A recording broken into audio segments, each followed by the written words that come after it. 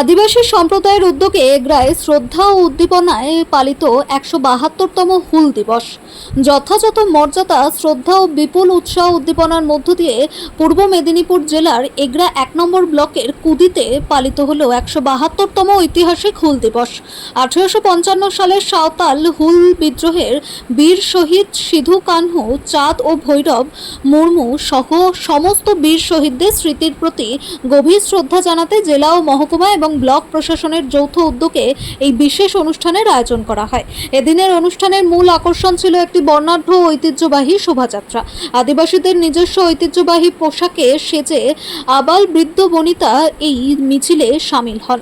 ঢোল, মাদল এবং আদিবাসী লোকসঙ্গীতের চেনা ছন্দে পা মিলিয়ে ও লোকনৃত্য পরিবেশন করতে করতে শোভাযাত্রাটি বিডিও অফিসে এসে পৌঁছায়। আন্দোলনকারী বীর শহীদদের প্রতিকৃতি ও বিভিন্ন পতাকা হাতে আদিবাসী সম্প্রদায়ের মানুষের এই মিছিলে গোটা এলাকা কার্যত উৎসব মুখর হয়ে ওঠে।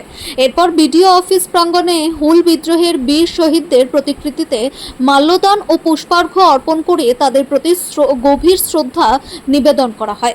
আদিবাসী সংস্কৃতির বিকাশ এবং এই ঐতিহাসিক দিবসের গুরুত্ব তুলে ধরে বক্তব্য রাখেন উপস্থিত অতিথিরা।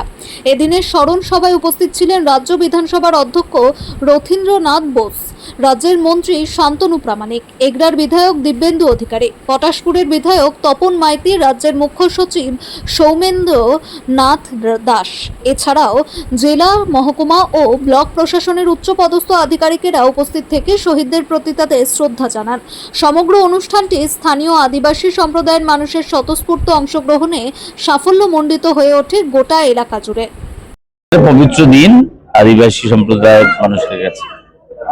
এই দিনটাকে সারা ভারতবর্ষ স্মরণ করছে। আমরাও পশ্চিমবঙ্গের নতুন সরকার, মাননীয় নরেন্দ্র মোদীর আশীর্বাদ প্রাপ্ত সরকার, আমাদের এই সরকার আদিবাসী জনজাতি এই সম্প্রদায়ের মানুষকে সম্মান জানানো, তাদের প্রতি শ্রদ্ধার্ঘ্য এই হুল দিবসের মাধ্যমে এই এগরা ১ ব্লকেও উদযাপিত হলো।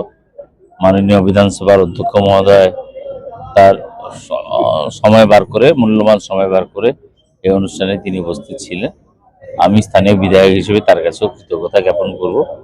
আগামী দিনে আমরা ভারত সরকার, রাজ্য সরকার যৌথভাবে এই পিছিয়ে পড়া সম্প্রদায়ের পাশে থাকব এবং তাদের প্রাপ্য মর্যাদা, অধিকার, অরণ্যের অধিকার যেরকম তাদের আছে, সেই অধিকারের সাথে সাথে সামাজিক অধিকারের ক্ষেত্রেও আমরা আমাদের সরকার ঐক্যবদ্ধ এবং দায়বদ্ধ থাকবে। আজকে মুখ্যমন্ত্রী বাঁকুড়াতে সেখানে আজকে আদিবাসী দিবসের অনুষ্ঠানে যোগ দিয়েছেন, তার পাশাপাশি স্পিকার আজকে স্বাভাবিক, কারণ মুখ্যমন্ত্রী সরকারিভাবে তার নির্ঘণ্ট ওখানে ছিল। মাননীয় অধ্যক্ষ গতকাল এই জেলায় আসার ইচ্ছা প্রকাশ করেছিলেন, অন্য কারণে, ব্যক্তিগত কারণ।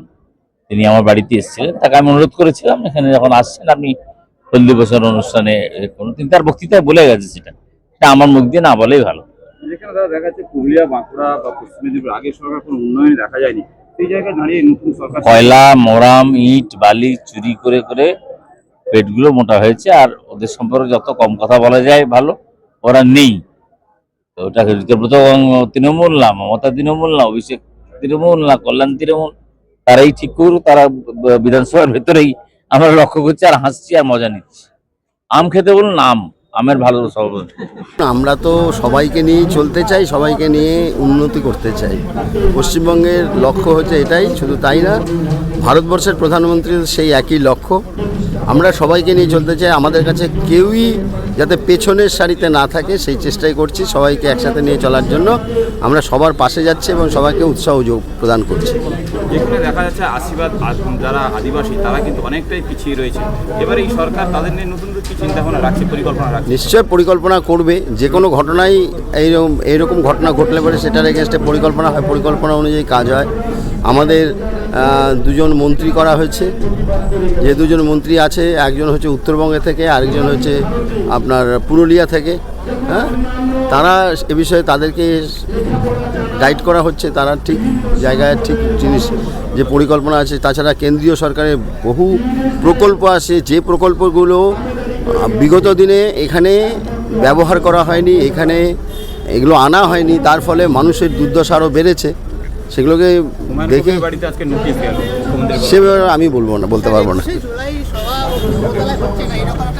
আমি পলিটিক্যাল কোনো বক্তব্য রাখতে পারবো না।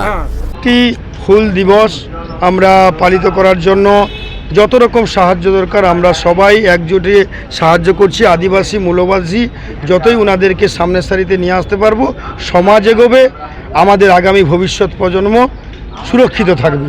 কারণ ওনারাই এমন একটি সমাজ যেখানে সবসময় শিরদাঁড়া উঁচু করে ভারতকে বাঁচতে শিখিয়েছে এবং ইংরেজ শাসনের হাত থেকে মুক্ত করার প্রথম প্রয়াস যদি কেউ নেয় সে আদিবাসী মূলবাসী সিধু কানুর নেতৃত্বে এই ঘটনা ঘটেছিল 1855 সালে, যেটা সিপাহী বিদ্রোহেরও আগে। ফলে আমরা এই আদিবাসী মূলবাসীর কাছ থেকে সবসময় পরিবর্তনের প্রথম যদি কেউ পদক্ষেপ নেয় সেটা আদিবাসী মূলবাসী নিয়েছে। 2021 সালে আমরা যখন বিধানসভায় আসি সবচেয়ে যদি বিধায়ক বেশি পেয়ে থাকি আমরা আদিবাসীর কাছ থেকে পেয়েছি। আজকের 2026 সালের পরিবর্তনে আদিবাসীরা দুহাত তুলে তৃণমূলের অপশাসন কুশাসনের বিরুদ্ধে সবচেয়ে বেশি ভোট দিয়েছে। তাই আমরা সঙ্গে আছি। আদিবাসী সমাজের পিছিয়ে পড়া যে সমাজ যারা আর্থিক দিক থেকে তাদেরকে এগিয়ে নিয়ে যাওয়ার জন্য সকল রকম আমাদের যোজনা, কেন্দ্রীয় এবং রাজ্য যোজনা বাড়ি পর্যন্ত পৌঁছে দেব। আজকের আমরা শিক্ষিত সমাজ তৈরি করার ক্ষেত্রে আদিবাসীদের, পিছিয়ে পড়া আদিবাসীদের আমরা একলব্য স্কুলের কথা বেশি করে ভাবা হচ্ছে, তাদের ভাষাকে স্বীকৃতি দেওয়ার প্রচেষ্টা চলছে। তো সব রকমভাবে আমরা আমাদের সরকার ওনাদের পাশে আছি। যেভাবে কেন্দ্র আমাদের দ্রৌপদী মুর্মুজিকে ভারতবর্ষের শ্রেষ্ঠ আসন দিয়েছেন, প্রশাসনিক শ্রেষ্ঠ আসন, তেমনি আমরাও আদিবাসীর প্রত্যেকটি স্তরের সমস্ত মানুষকে সম্মান, সুযোগ এবং সহযোগিতা এই সরকারের পক্ষ থেকে থাকবে। বিগত সরকারের আমলে আদিবাসীরা বিভিন্নভাবে রাস্তায় নামতো, আন্দোলন করেছিল, তারা কিন্তু তাদের দাবি দেওয়া নিয়ে সোচ্চার হয়েছিল। তো বর্তমান রাজ্য সরকারের আমলে কি সেই সমস্ত দাবি দেওয়া পূরণ হবে?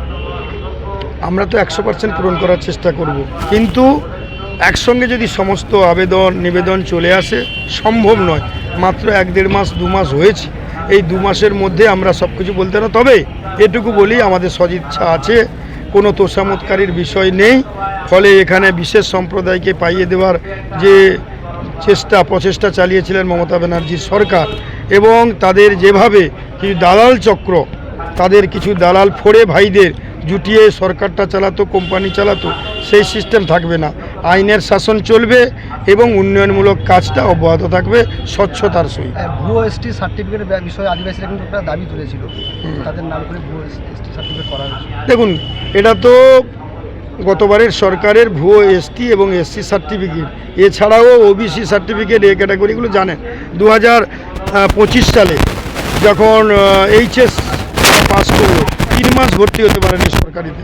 কারণ কি, তারা মুসলিম সম্প্রদায়ের কিছু সম্প্রদায়কে 76 সম্প্রদায়কে তারা ওবিসি এ ক্যাটাগরি করে দিয়েছিলেন, অথচ ওবিসি বি করেছিলেন হিন্দুদেরকে, যাদের কোনো রকম কোনো কিছু কমিশন না মেনে, সিস্টেম না মেনে 3 মাস ধরে ভর্তি প্রক্রিয়া বন্ধ রেখেছিলেন।